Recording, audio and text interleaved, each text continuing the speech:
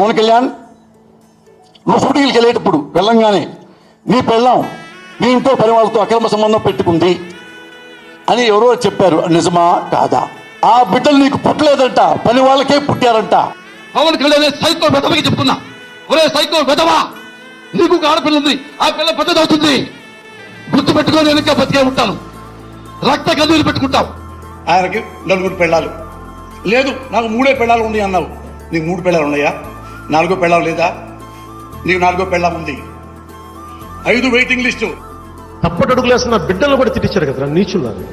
మీరంటే మాకు నొప్పి రాదారా మాకు? అరే గుర్తుపెట్టుకుంటారా వైసీపీ గోండాలు ఈ రోజు నుంచి నేను రెడీ రా మీతోటి. నా సహనం రా ఇంతకాలం మిమ్మల్ని రక్షించింది. మీ ఇంటి నుంచి మా ఇల్లు ఎంత దూరమో మా ఇంటి నుంచి కూడా మీ ఇల్లు ఉంటుంది. వైసీపీ గోండాగాళ్ళారా సవాల్ ఇస్తున్నారు. మీరు నా గురించి ఏం మాట్లాడతారో మాట్లాడుకోండి, ఏం చేస్తారో చేసుకోండి. ఛాలెంజ్ ఇస్తున్నా మీకు. భవిష్యత్తులో మీకు ఉంటుంది, మీరు కానీ వంట చేత వస్తాం, మెడ పిసికి తొక్కి కింద నొక్కేస్తాం కొడకల్లారా. బలి చక్రవర్తి కూడా వామనుణ్ణి చూసి ఇంతేనా గుర్తుపెట్టుకో. అర్ధపాతాళానికి తొక్కకపోతే నా పేరు పవన్ కళ్యాణే కాదు, మా పార్టీ జనసేనే కాదు.